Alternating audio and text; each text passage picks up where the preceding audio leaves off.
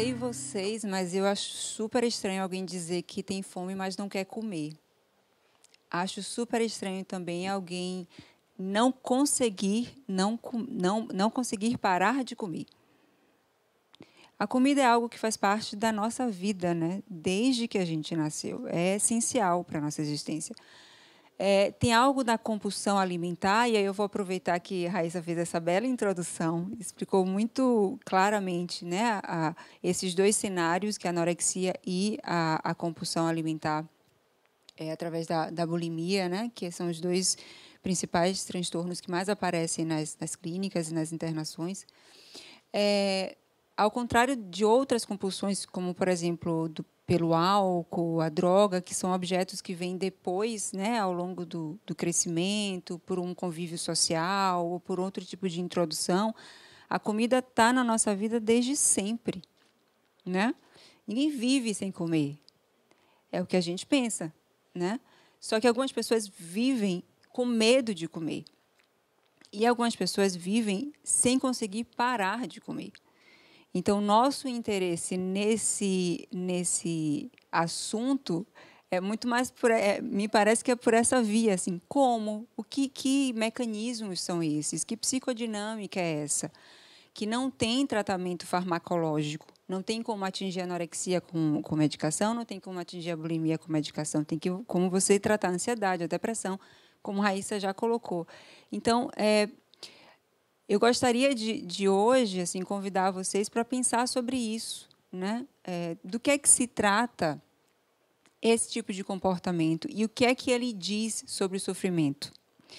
Estou fazendo essa fala inicial porque a minha curiosidade, a minha vontade de saber sobre esse tema veio a partir disso, né?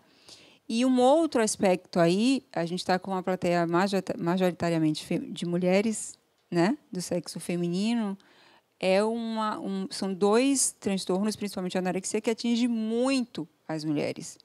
Eu me lembro quando eu comecei a estudar sobre isso, esse era a minha principal curiosidade, assim, por que o sexo feminino?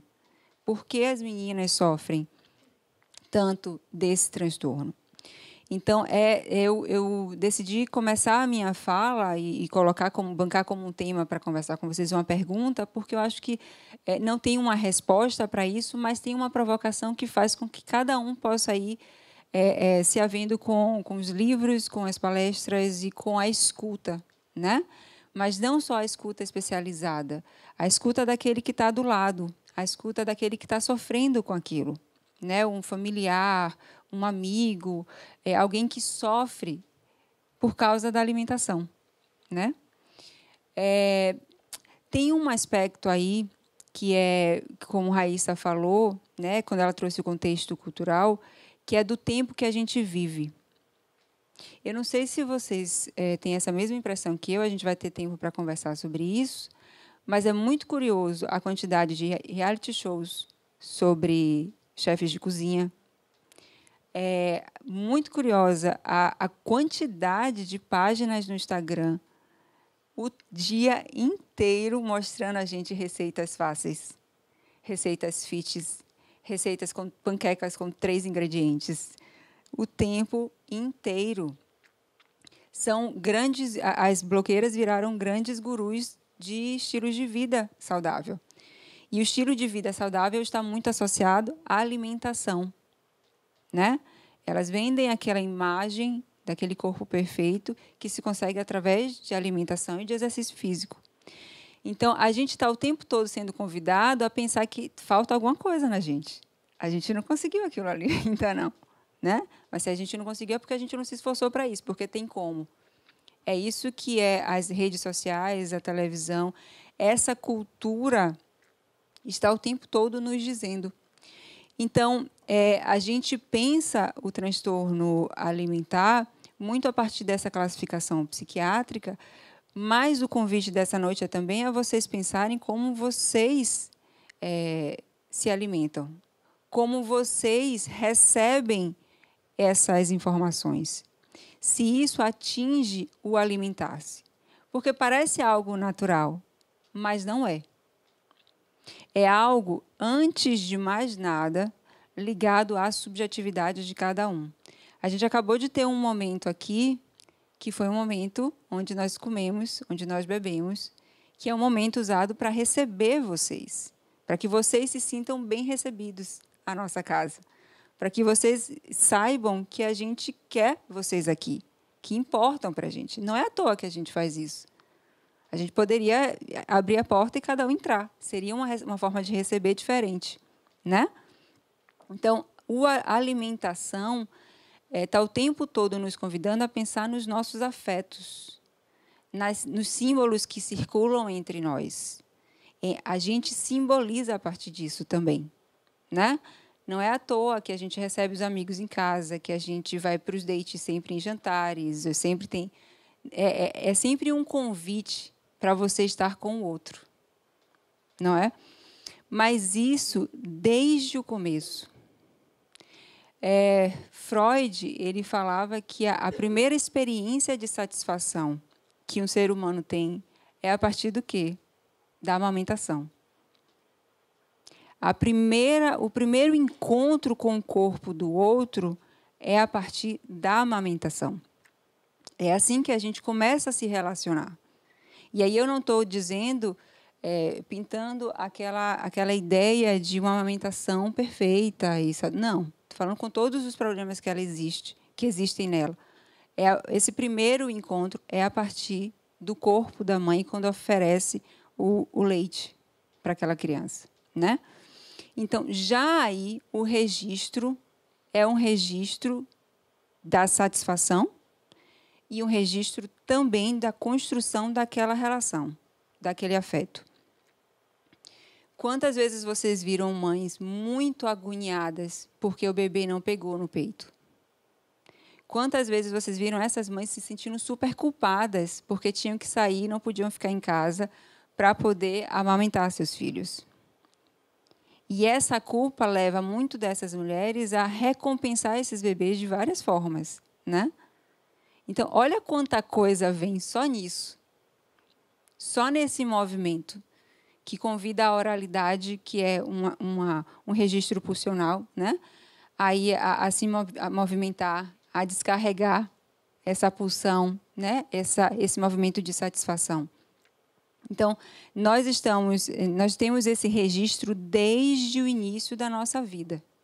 Não é à toa que hoje em dia tantos nutricionistas falam e propagam a história de nutrição afetiva. Vocês já ouviram falar disso?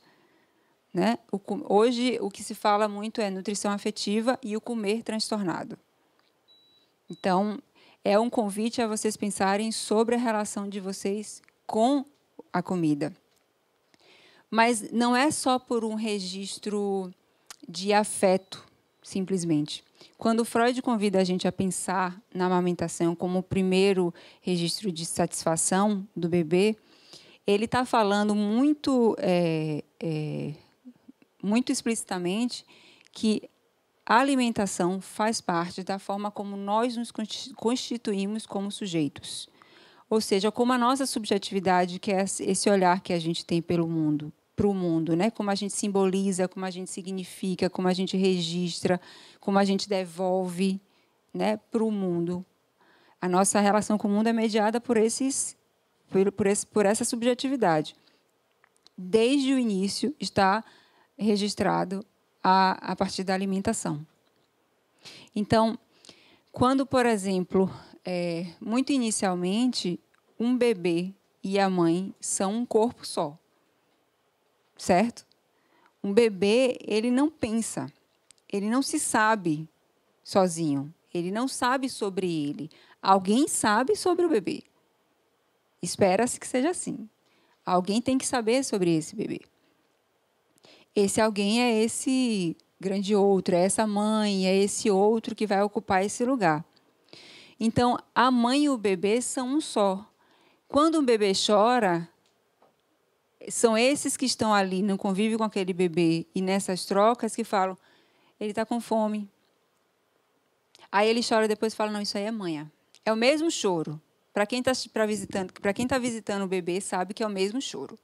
Mas para a mãe não é o mesmo choro. Para o pai não é o mesmo choro. né? A mãe normalmente ensina ao pai qual é a diferença dos choros. Mas não é o mesmo, é diferente.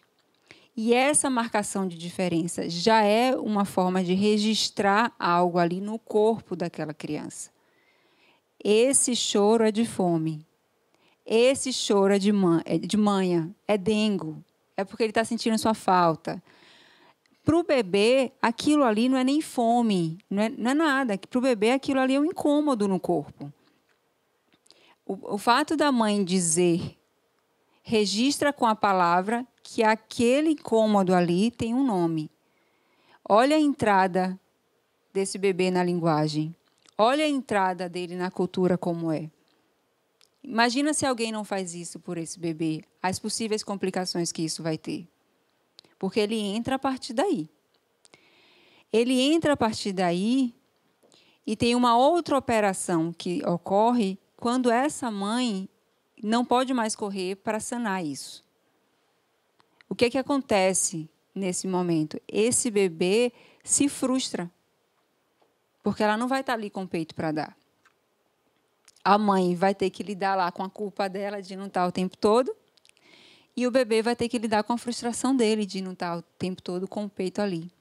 Só que o que essa frustração vai possibilitar para esse bebê? Vai possibilitar que o mundo se abra para ele.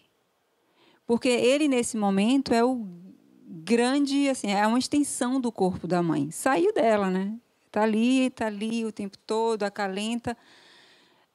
A percepção que ele é um outro, que é um outro corpo, que aquele peito não faz parte daquela boca, que não é uma coisa só, se dá a partir dessa frustração, se dá a partir de uma falta.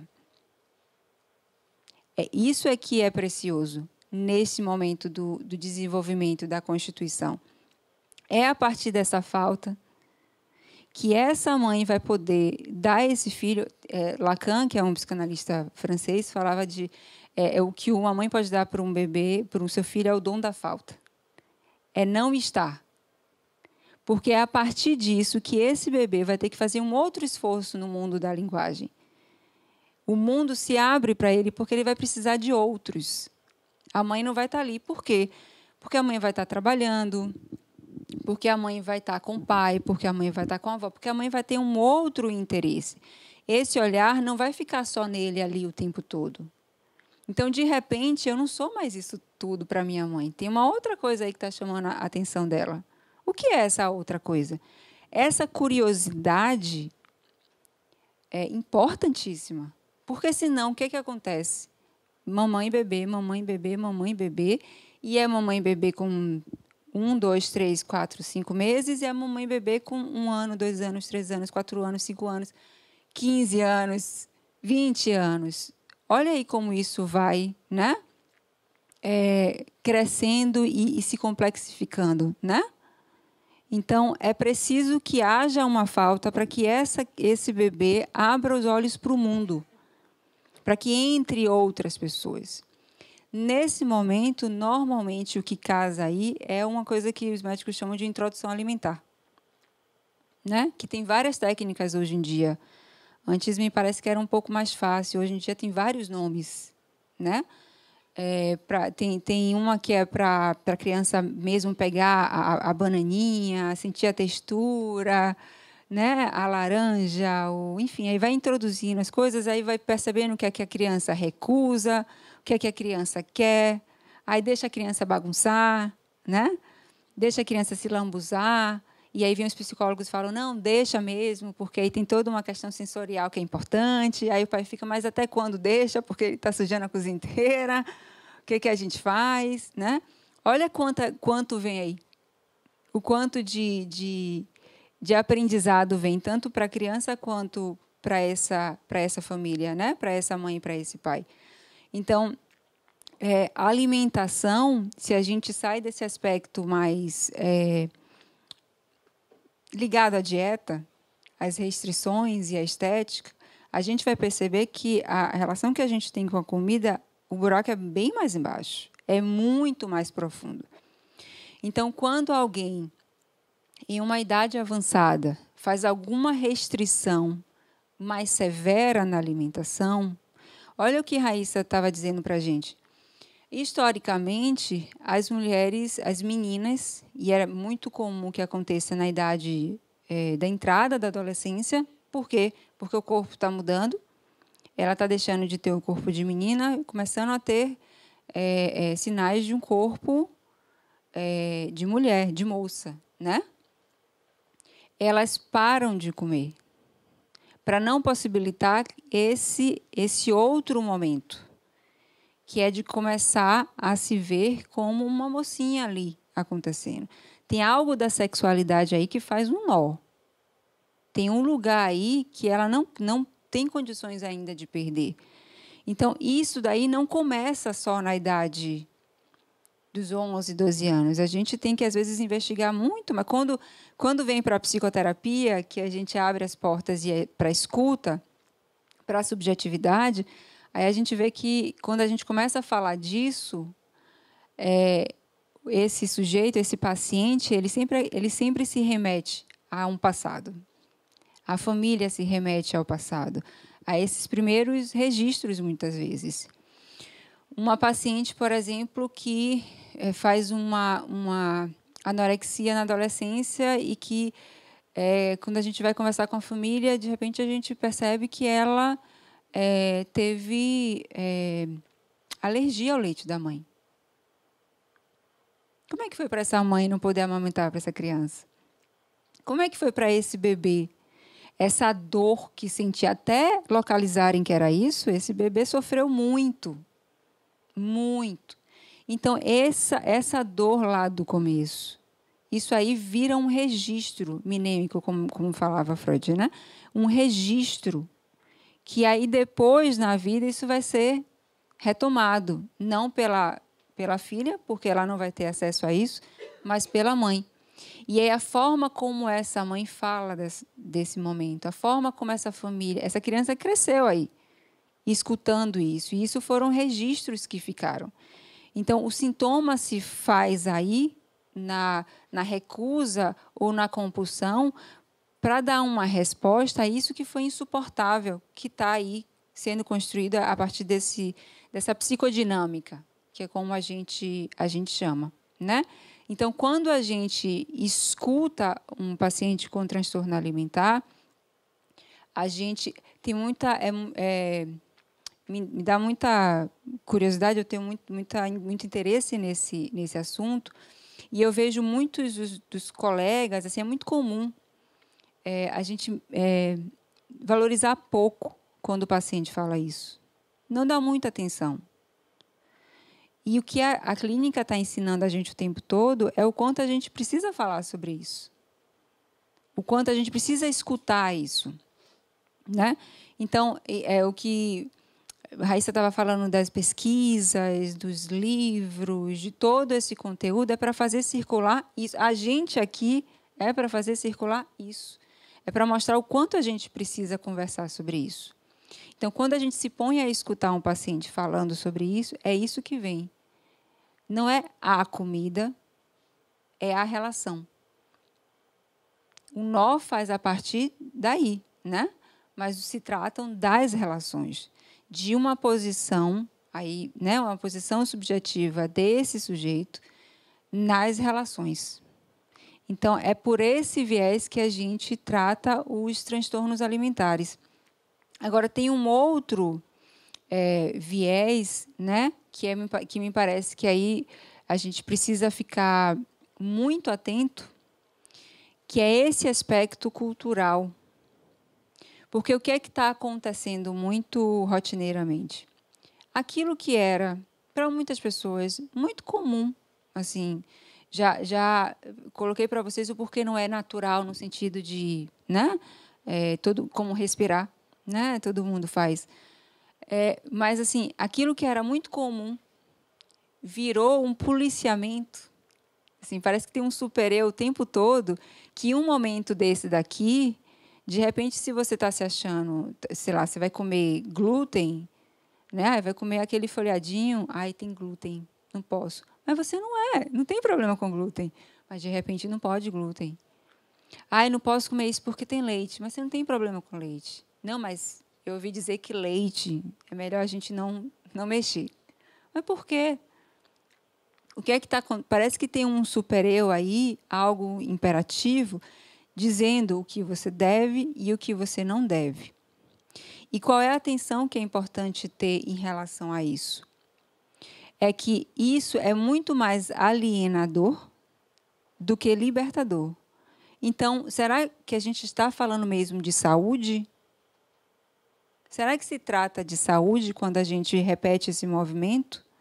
Ou se trata de mais um movimento de alienação que transtorna aquilo que podia ser absolutamente prazeroso?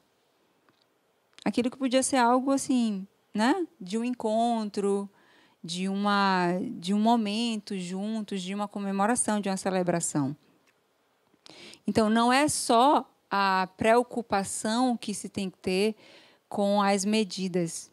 Isso é algo que sempre recaiu sobre as costas, principalmente das mulheres, dos homens também. Vocês não estão livres disso, mas sabemos que, né, o corpo jovem da mulher sempre foi muito mais cultuado. E dos tempos modernos, né, da fundação da modernidade até hoje, muito mais pela magreza, né? Muito mais pela imagem do magro, da mulher magra, porque já foi a mulher gordinha, mais cheinha, como uma mulher mais dentro do padrão, né? Então, não é só pensar nas medidas, não é mais só isso.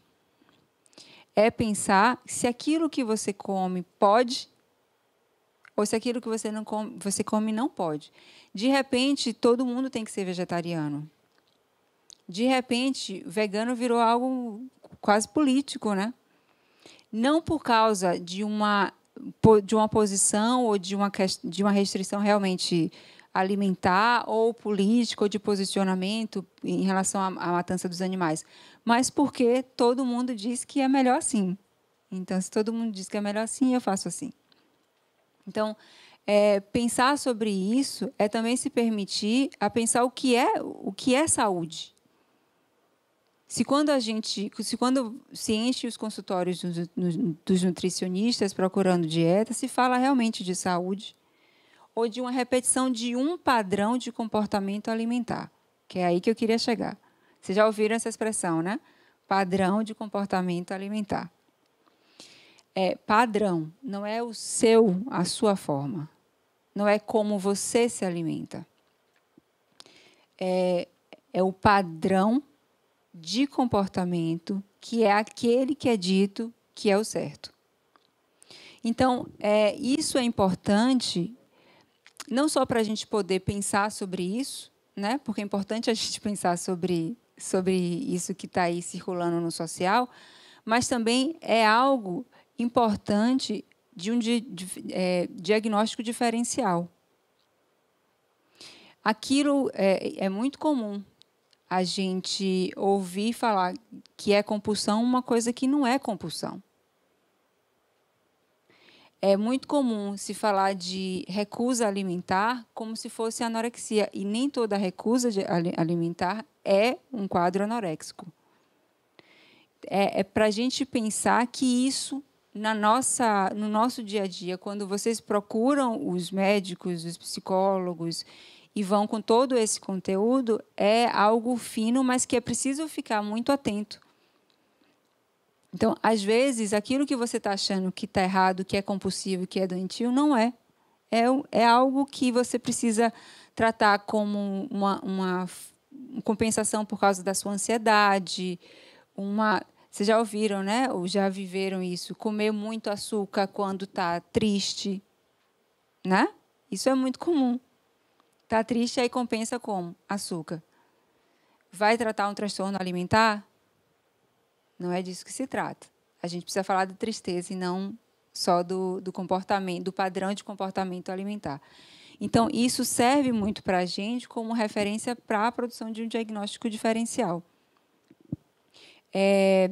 Uma outra questão, que aí eu quero só voltar um pouco para aquela questão lá do bebê e da mãe, só para a gente voltar um pouco. Veja bem como é interessante.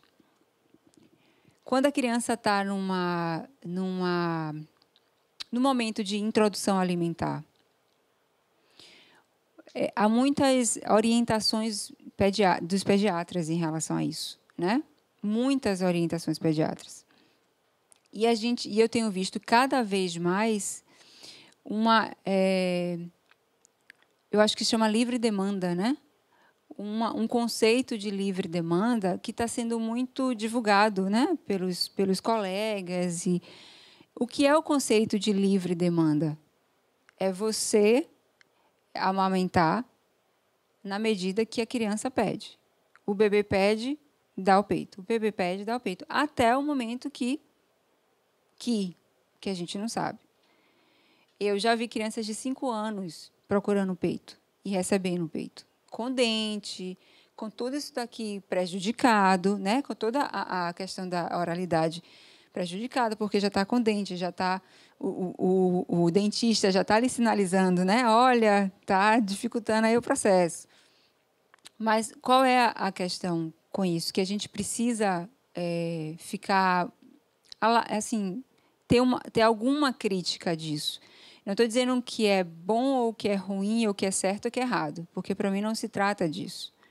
Aí é só repetição de padrão. Mas a livre demanda é livre para quem? Quando um bebê ele não tem mais o peito, o que se abre para ele é um mundo de possibilidades. A gente sabe que tem um momento que aquele leite da mãe não é mais necessário para a saúde dele. Então, obviamente, o que está acontecendo ali? Relação, puramente. Ali não se trata mais de alimento, né? Ali não se trata mais de nutrição. Mas deixa que ele vai se sentir seguro. Legal. Mas é só isso que traz segurança a ele? Que outros recursos esse bebê, essa criança vai poder crescer e também usar para poder se sentir seguro, amparado, amado, acolhido, acalentado? Então, são essas questões que a gente precisa ter alguma crítica, se afastar um pouco disso que é um discurso muito popular, muito social, né? Sobre a alimentação. A gente precisa se afastar um pouco disso para poder ver e começar a analisar de um outro lugar. De um lugar muito mais ativo do que um lugar de ficar só recebendo essas informações. Então, quando um bebê está em livre demanda, quando a criança está em livre demanda, tem um outro lado disso que é quem é que está preso? Porque tem uma mãe ali que tem que responder o tempo inteiro aquela demanda.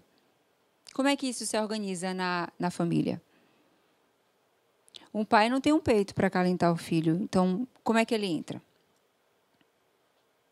Entende como não se trata de repetição de padrão, mas da gente poder se questionar sobre isso? Se permitir falar sobre isso e não ir repetindo? Quando é dito um não e é colocado um limite para a criança, isso eu aprendi com um colega psicanalista e eu achei fundamental. Assim, mudou muito a minha forma de ver as crianças, de falar sobre educação e de conversar com os pais. Porque os pais se sentem muito culpados quando dizem não. Só que quando você diz não para uma coisa, você diz sim para várias outras. E é assim também na alimentação. Quando a mãe ela sai, esse bebê vai ter que ficar sob os cuidados de alguém. Esse bebê vai ter que, assim, um mundo se abre aí para ele de outras possibilidades. Então, é disso que se trata. Da gente não perder, quando a gente fala de transtorno alimentar, do que a gente se alimenta quando a gente come, é muito mais do que a comida. É a comida também, mas é muito mais do que isso. É o sentido que aquilo se produz na subjetividade de cada um. Entende? Então, Raíssa veio com a abertura da história, da psiquiatria, do diagnóstico. Eu queria trazer essa outra forma da gente olhar para isso, muito mais ligada a essas questões culturais e sociais, e trazer mesmo para esse registro desse iniciozinho da nossa vida, porque isso está em todos nós, né? Transtornados na alimentação ou não, para que a gente possa conversar sobre isso, para que vocês possam pensar e saírem mais provocados e futucados para poder, quando receberem essas informações, lembrarem, né, de parar um pouquinho e pensar sobre isso. Por quê? Por que a gente precisa seguir padrões de alimento? Por que dietas? Por casas onde só entra coisas de dieta. Vocês já viram isso, né? Só entra comida de dieta.